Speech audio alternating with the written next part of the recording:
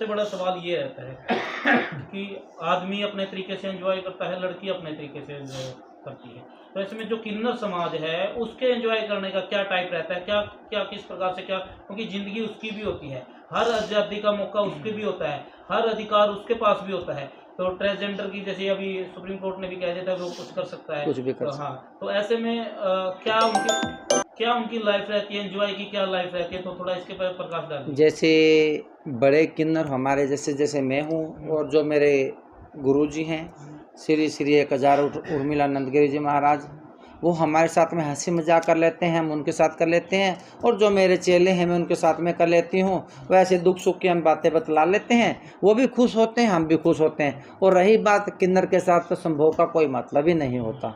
किन्नर तो एक सुच्चा इंसान होता है, और ये नहीं, हाँ बाकी कुछ किन्नर होते हैं जिनको बुआई की ज़रूरत होती है, पर हमारे डेरे में ऐसा बुआई का कोई सिस्टम ही नहीं रखा, और ना हम रखना चाहते। मैं तो कहती हूँ आज मैं जीती हूँ तो वैसे ही मेरी आगे जो मेरी पीढ़ी है वैसे वो भी इसी ज़िंदगी को व्यतीत करें।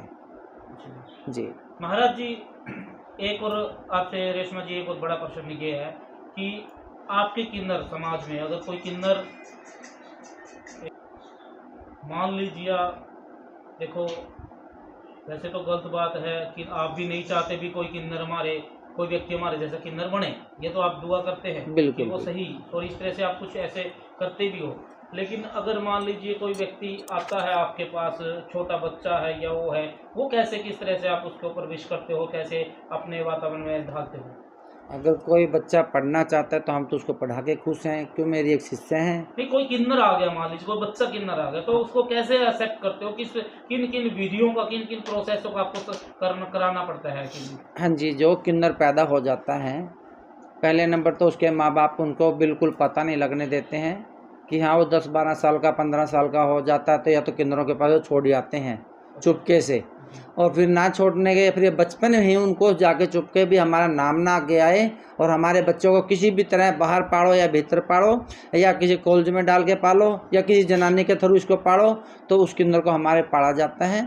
और अगर वो पढ़ लिख के कुछ बनना चाहता है, हम उसको ये कहते हैं कि अपने आप को छुपा के अपनी पढ़ाई कर, और पढ़ाई करके कुछ अफसर बनना चाहता है या कुछ भी तेरी ज़िंदगी है अपनी लाइफ कर अच्छी जीना चाहते हैं तो वो जिए, और नहीं तो भाई अपने यही अभी ताड़ी बजाओ और जजमान की खुशियाँ मनाओ और अगलों से 2 पैसे लेके आओ। रेशमा जी, एक और बड़ी बात है कि जब भी कोई किन्नर आपकी वर्ग में शामिल हो जाता है, अगर वो बाहर जाना चाहता है तो क्या आप उन पर पाबंदी होती है, या फिर वो अपनी आज़ादी का मालिक होता है, जा भी सकता है? नहीं, ऐसे हैं, अगर जो हमारे डेरे का मेन है और मेन के नीचे, उसको हम रोकने की कोशिश करते हैं। अगर वो कहता मैं अपनी फैमिली से मिलना चाहता हूँ तो हम कहते हैं गड्डी लिया बेटा, गड्डी में जा और गड्डी में अपने वापसी आ जा। अच्छा जी। ऐसे मेरे 2 शिष्य हैं, और एक रहती है करनाल ज़िले में, एक रहती है हमारे भिवानी ज़िले में, और अच्छे घर से हैं दोनों बच्चे मेरे, अच्छे घर से हैं, अच्छे यानी कि रिच फैमिली से हैं।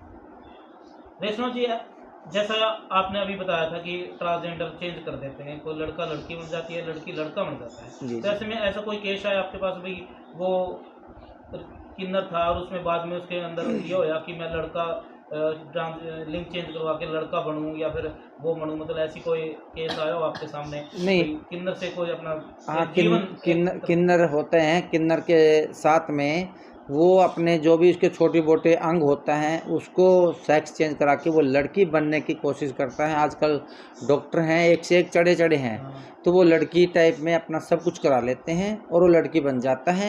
लेकिन लड़की होने के बाद में वो संभोग के लायक रह जाता है, लेकिन बच्चे नहीं पैदा कर सकता, यानी कि बच्चेदानी नहीं होती। हाँ, बच्चेदानी नहीं होती है। किन्नर होता ना, किन्नर के किसी के अंदर बच्चेदानी नहीं होती। अच्छा, अगर मान लीजिए कोई लड़का बनना चाहे तो?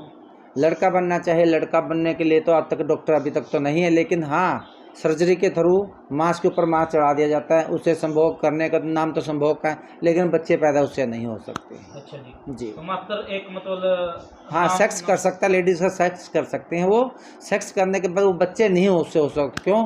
अंडकोश जिसके नीचे किन्नर के होंगे तो वो कुछ करेगा, नहीं तो उसके पास अंडकोश ही नहीं होंगे तो कुछ करने का है ही नहीं है। लिंग लवाने से कभी उससे बच्चे पैदा नहीं हो सकते। अच्छा जी। जी, और समाज के अंदर ऐसी बुराइयां भी है, तो उन बुराइयों पर आप क्या कहना चाहोगे जो अभी चली हुई है? मैं तो ये कहती हूँ कि जो बुराइयाँ चल रही हैं उसको छोड़ के अपने आप को दुनिया स्वस्थ रखें और साफ़ सुथरा रखें, अपनी मिसी तक संभोग रखें।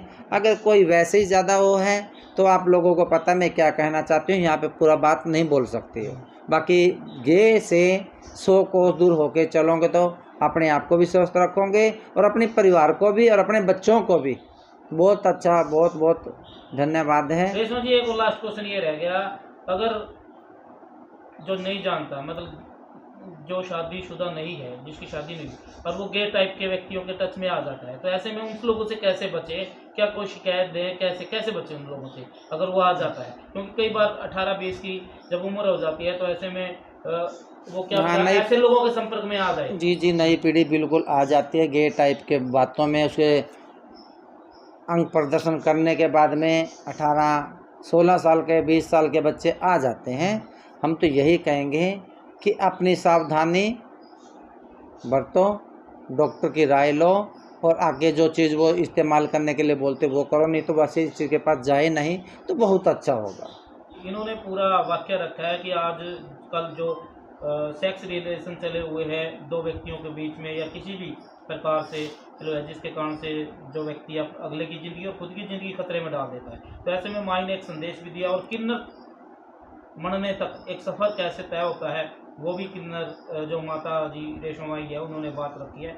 आशा है आप सभी इस खबर को जरूर शेयर करेंगे, लोगों में और समाज के अंदर एक पॉजिटिविटी का संदेश देंगे कि समाज के अंदर क्या क्या बुराई है और किन चीज़ों से आपको बच के रहना है, जैसा रेशमा माई जी ने बताया है। क्योंकि ये आपके समाज के अंदर एक संदेश देने का काम करते हैं, तो समाज की शुभचिंतक है रेशमा माई जी। तो आप सभी से अपील रहेगी कि इस खबर को जरूर शेयर करें। धन्यवाद।